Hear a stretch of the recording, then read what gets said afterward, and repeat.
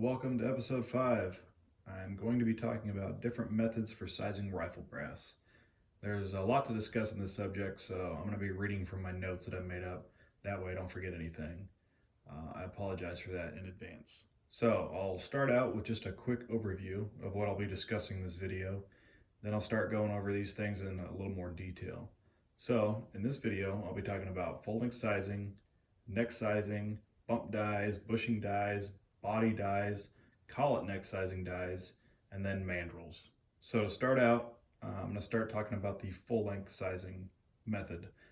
I'm talking about just your basic full-length die setup with an expander ball or button.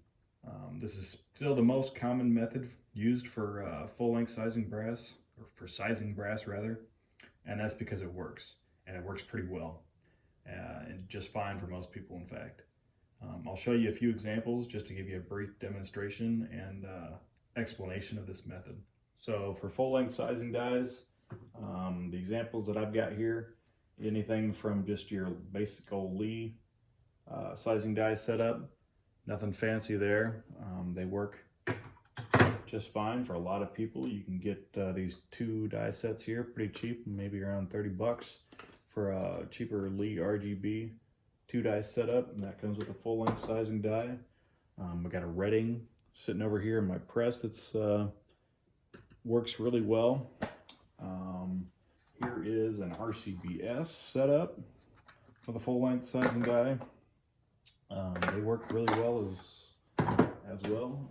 And so basically how a full-length sizing die works, if you don't know, the brass enters through the bottom of the die sitting in your press, and then the body of the die itself is what is squeezing down the entire case. So it's going to squeeze it down to SAMI specs, squeeze the body, the shoulders, bump the shoulders back down. Well, it's going to then oversize the neck, and then has an expander ball, like I said, on the decapping stem here.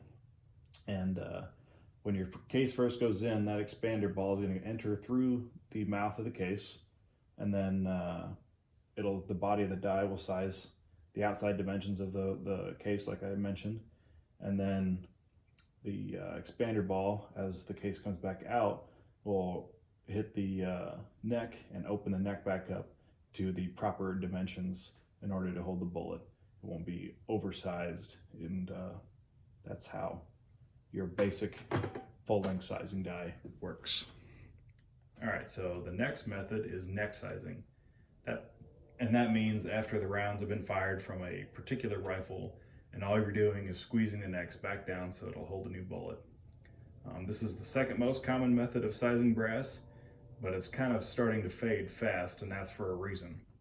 So the idea behind neck sizing is so that you can maintain cases that are fire formed to your chamber, giving you a round that sits square in your chamber and not loose.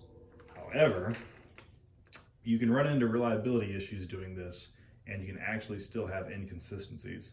As far as the reliability issues, if you're running rounds fitted snugly to your chamber and you're out in the field, whether hunting or competing, and it's raining, or if there's just dust and debris floating around, and you get moisture or debris in your chamber or on your rounds, you can have issues getting your bolt to close and your round to chamber. Water does not compress.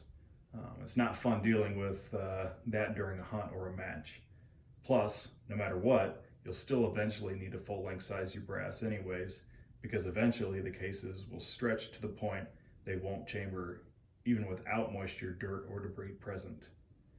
So, due to those factors, I do not recommend neck sizing only. I highly recommend you at least bump your shoulders back if you're gonna size in that way. That'll give you full reliability as well as increased consistency. I run 2/1000 of an inch bump, which is very common, and just enough. It's really not much either. I know some people act like it's a lot, but it's only half the thickness of a sheet of paper. That's enough for reliability and consistency, but it's not enough to create any bullet to bore alignment issues. As soon as your firing pin hits the primer, it's going to push the round forward, fully seating the shoulder into the shoulder of the chamber, and that'll ensure proper bullet to bore alignment right before the primer ignites.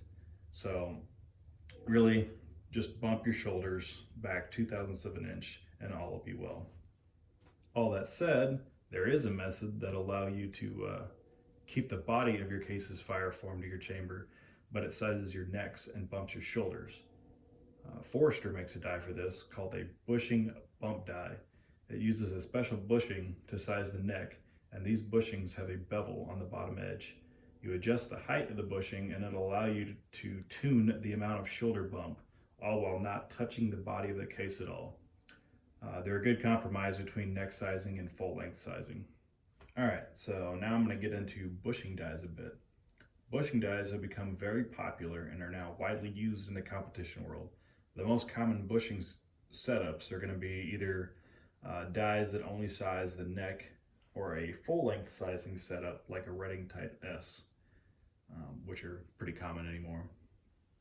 So this is an example of a bushing neck sizing die that I have. This is the Redding micrometer bushing die. It comes with the competition kit, and this has a bushing inside, and it would allow the case to enter through the bottom here, and then it will size just the neck, and you can adjust how far down the neck as well that you want to size by adjusting this micrometer head here. So this is just an example that I wanted to show you.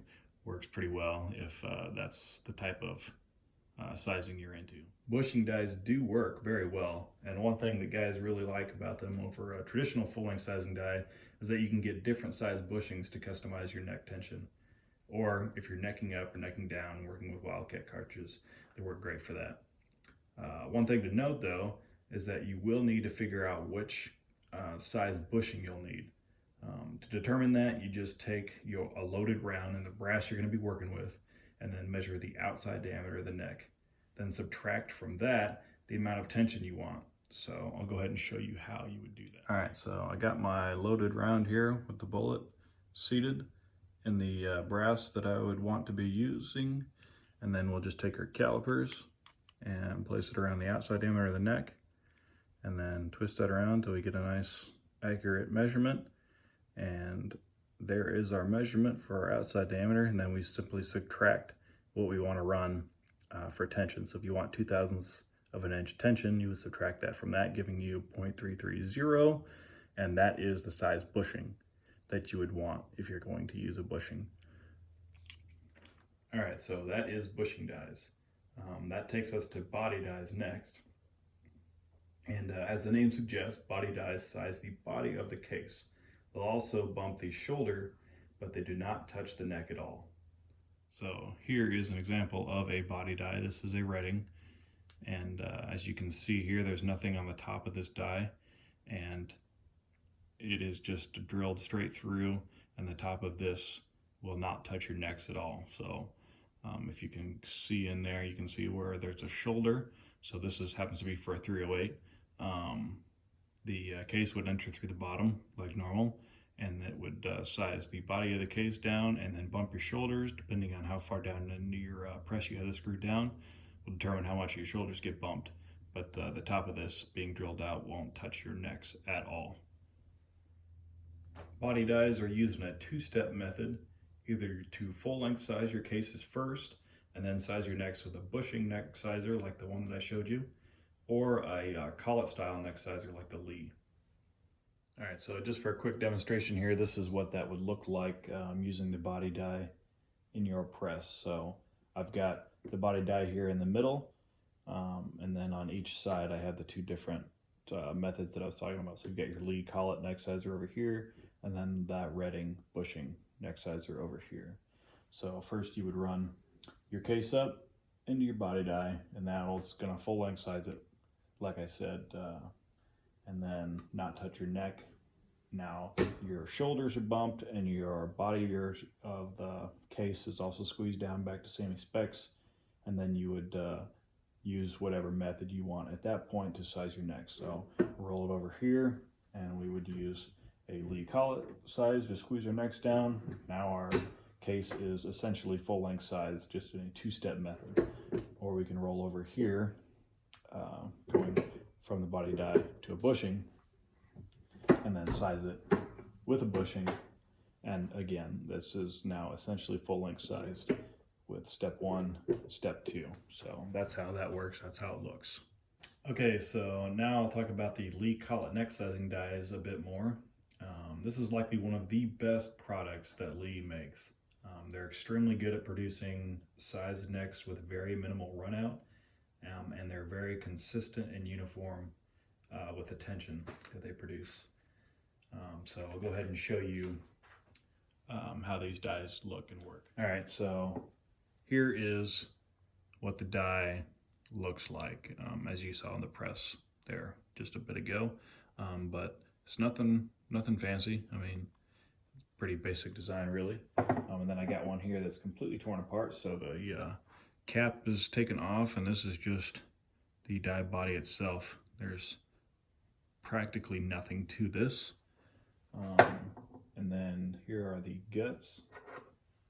You've got the mandrel itself that the necks are going to get formed around, and with the decapping pin there's a little bit of taper here too, just in case your necks are undersized for some reason. That little bit of taper will help open them back up to form it around there. And then this sleeve here is what the mandrel goes into, and then this, if you can see it, I don't know if you can or not, but it's got some bevel in there and a little bit of taper, and that's what this part is. These are the actual collets, and that rides along there and then goes into here. So this part rests on your shell holder, and as the ram pushes up and the shell holder pushes on this, it drives this into this, squeezing these together, these collets together, and pushes.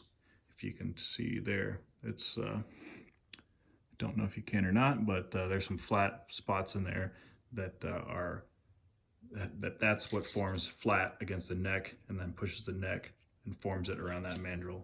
And that's how these work, and it works, like I said, really well. All right, now that takes us to mandrel sizing. This is my current preferred method, and I'll likely split this part into its own video as well, just to emphasize it a little bit better. So mandrel sizing is a two-step sizing process, but one that I've found to produce the best overall results, and I think it's superior to all the other methods to size brass. It doesn't require any expensive dies, yet still allows you to customize your neck tension. You also don't need to worry about buying the right size bushing or getting a different size bushing if you change brass lots or manufacturers. A mandrel will also produce the highest potential of neck tension consistency and uniformity. I'll explain in a minute as I show you how you'd set up your press and go through that process. As far as mandrel setups, the Sinclair is probably the most common. K&M makes a good setup as well, and 21st Century makes custom mandrels that work in the Sinclair as well. All right, so I'm just going to show you a couple examples here of mandrels that I have. This is the K&M setup. This is the mandrel, obviously itself here, and then this is what they call their press adapter. And then you can just simply take this screw out that screws into the mandrel. So here is another mandrel from them, and that screw on there goes into that, and that holds that into the press.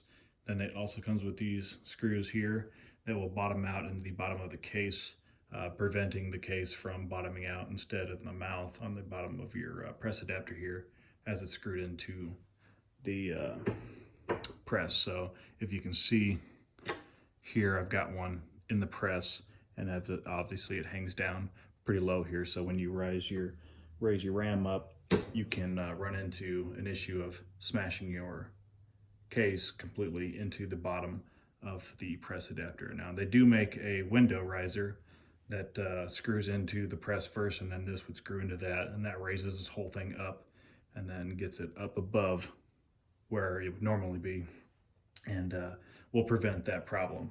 Now for me, I've ran these without that window riser just to save a little bit of money, and I just simply stop before I get to the bottom of here, and I have not had a problem with smashing them. Or I use the screw here, and that works as well. So these do work really well. I still use them on occasion, but I have switched over basically just because the opportunity kind of fell in my lap, but I'll show you what I'm using now. Now this is just a Lee seating die, just a regular old Lee seating die, and then what I've done is I've taken the seating stem here and just removed it and then replaced it with a mandrel. So I had a buddy approach me and contact me, that is, and said that, hey, I'm making these mandrels that work in these Lee seating dies, and they work really well. You want me to make you some? And I said, yeah, man, please. So he went ahead and cut me up a bunch of different mandrels for all the different calibers that I load, and it just goes right in place of that. Like I said, screw that back down, and now I have, with my Lee seating dies that I have, which I have quite a few of these, now I have a cheap and effective mandrel die set up. So if you have the capability to cut some of these or get them cut by somebody, I would recommend that. If you've never thought of it, this is definitely an option, and it's cheap and it works really well. So, all right, now let's talk about how to go ahead and set up your die, not your die, but your press rather, for these dies, and how you would go about sizing using mandrels. So first off, I got my press here set up to with my full length sizing die, and then we would go ahead and remove our expander ball, the whole decapping rod and everything. Just go ahead and take it out, and now we are not going to use that. And so we would set that die up normally. For me, I'm using Redding competition shell holders. This is what one of those looks like, and what this is it's shell holders in different heights, and what that allows me to do is set my sizing die down to my shell holder, and then get it set precisely with those shell holders to get my bump on my shoulder set exactly how to the amount that I want. So I'm running, like I said, 2000s bump, and those shell holders set up with my sizing dies lets me create a full stop or a cam over, giving me very consistent results each time I run my my ram up, and gives me very consistent shoulder bumps that way. So I highly recommend you getting a set of Redding competition dies if you're going to do this. Really, no matter how you do it, they work awesome. So but that's how I set that up first, like you would normally. Just check your bump with a comparator setup, or however you want to do that. But anyways, set that up, lube your cases up like you normally would, run them through this die in step one, and that's going to full length size your cases, obviously, and then it's going to oversize the neck and squeeze it down more than it needs to be. And obviously that's what we want, so that way we can switch it over to our mandrel die, which I got one of those Lees in here, and then that's going to open our necks back up, and then that the bearing surface length, as you can see, is a lot more than on your typical expander ball. So here's a Lee expander ball, for example, and if you can see, this little area right here is all the bearing surface length that comes in contact with your neck. This is 308, I believe, and that's really not very much compared to that whole length there, which is just going to nice and smoothly iron out any inconsistencies in your necks and give you a nice, gentle, easy, smooth sizing of your neck. So again, lube them, size them through here, step one, and then step two, open up all your necks with this, go nice and smooth, nice and easy, and that'll size all your necks very consistently and give you much better results. All right, so now I've showed you how to set up your press and the process. And so now I'm going to talk about a little bit more about the reasons why I like mandrels, that is. And that reason is that the method is superior to others due to a couple reasons. So first, a mandrel sizes the necks on the way into the case, unlike an expander ball that sizes as it exits the case, which can result in pulling and stretching of the shoulders out and increasing the headspace of the case, so which can result in chambering issues and inconsistent internal case volume. So a mandrel also, it has a much longer bearing surface, like I said, and that results in less resistance, an ironing effect of the necks, and a much smoother and gentler sizing of the necks.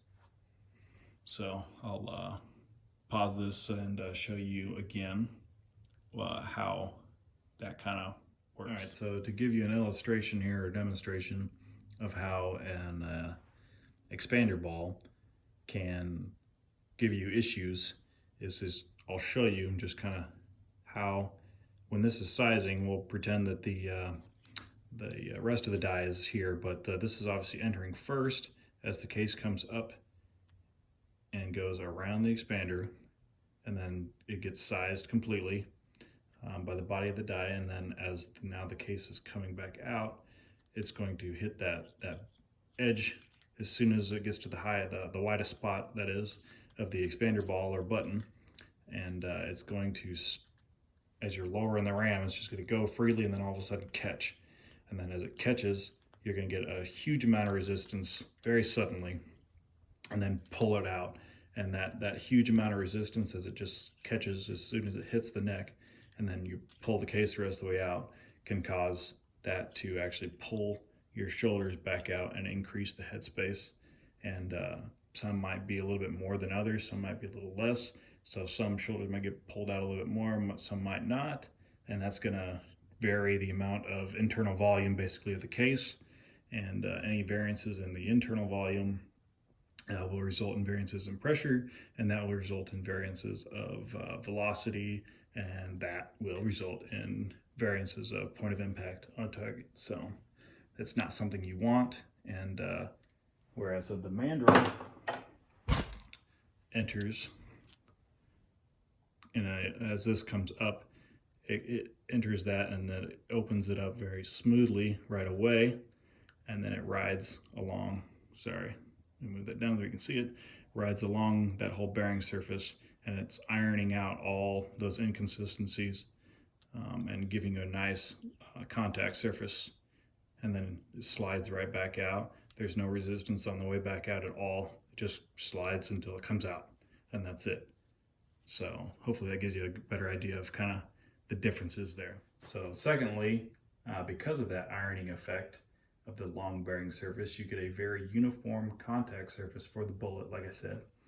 And any inconsistencies in the thickness of the neck is pushed to the outside diameter where it won't matter as much. So that means no high spots or low spots on the bullet, and that'll result in a much more consistent release of the bullet. Because of that, neck turning isn't really required with mandrels, and if you use bushings to size your brass, you really should neck turn so that your necks are a consistent thickness, and you're not pushing those inconsistencies to the inside diameter and creating areas of higher and lower tension on the bullet, which will result in inconsistent bullet release.